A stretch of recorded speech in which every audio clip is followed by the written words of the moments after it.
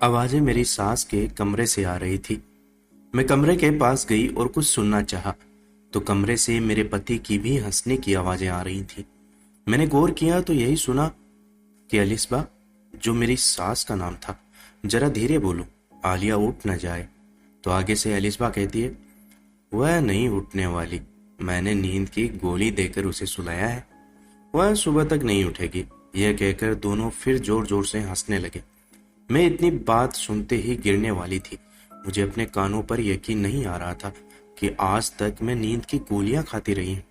तभी मुझे सुबह से पहले होश नहीं आता। मैं सदमे में थी कि ये लोग मेरे साथ क्या कर रहे हैं। मैंने उनकी पूरी बात सुनने की कोशिश की, लेकिन सुन नहीं पाई। अगले दिन मैं हमेशा की तरह उठी, उन लोगों को शक नहीं होने दिया कि मुझे उन पर शक होने लगा है।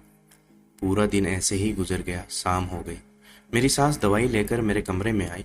मैंने उनका ध्यान मुझ पर से हटते ही गोली छुपा दी और उनको महसूस करवाया कि मैं खा चुकी हूँ, और मैं जल्दी से सो गई। थोड़ी देर में मेरी सास उठकर अपने कमरे में चली गई। जैसे ही मेरे पति आए, वह सीधा उनके कमरे में चले गए। थोड़ी देर बाद फिर से उन लोगों की हंसने की आवाज आने लगी। मैं धीरे से उठी और उनके कमरे के बाहर कान लगाकर उनकी बातें सुनने लगी। आज जो मैंने सुना, काश वह मैं कभी नहीं सुनती। मेरे पति मेरी सास अलिस्बा से यह बातें कर रहे थे कि अलिस्बा, मुझे लगता है यह औरत भी बच्चा पैदा नहीं कर सकेगी। क्या फायदा हुआ मुझे दूसरी शादी करने का? तुमसे औलाद नहीं हो सकती थी, इसीलिए इससे शादी की थी, लेकिन यह भी अब कभी माँ नहीं बन सकती। अब मैं क्या करूँगा? मुझे बच्चा चाहिए और हर हाल में चाहिए।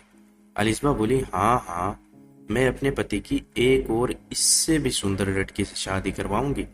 देखना, वह आपको बच्चा दे देगी। शादाब बोले, इसका क्या करें? अलिस्बा बोली, यह ऐसे ही मर जाएगी। इस बात पर दोनों हंस पड़े। यह सब सुनने के बाद मेरे पैरों तले जमीन ही खिसक गई। मैंने तो कभी सोचा भी नहीं था कि जिस औरत को मैं अपनी माँ का दर्जा दे रही हूँ, वह तो मेरे पति की पहली पत्नी है।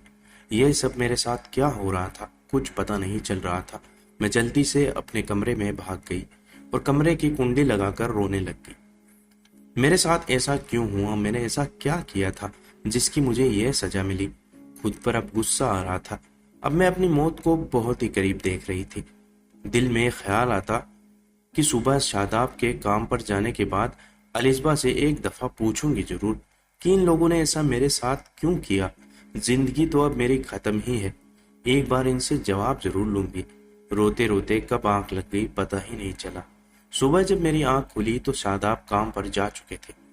मैं उठी और सीधे अलिस्बा के कमरे में गई। अलिस्बा मुझे देखकर हैरान रह गई कि मैं ऐसे उसके कमरे में कैसे आई। मैं सीधे उसके करीब जाकर उसका हाथ पकड़कर बैठ गई।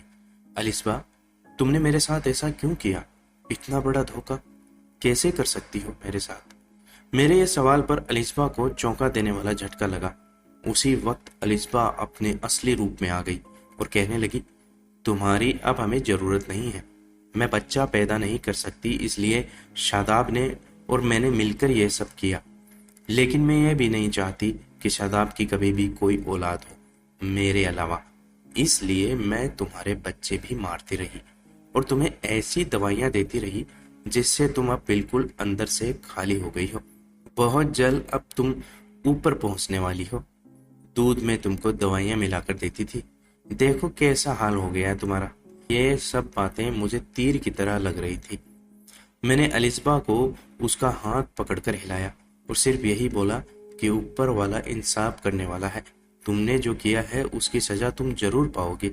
मैं तुम्हें अब कुछ नहीं कहूंगी। ऊपर वाला मुझे इंसाफ देगा और तुम्हें इसकी सजा जरूर मिलेगी। मैं वह घर छोड़कर अपनी माँ के पास आ गई। थोड़े दिनों के बाद खबर आई कि दोनों की गाड़ी पलट गई और वह दोनों मौके पर ही खत्म हो गए। ऊपर वाले की लाठी बेआवाज होती है, जो जैसा करेगा वह वैसा ही भरेगा।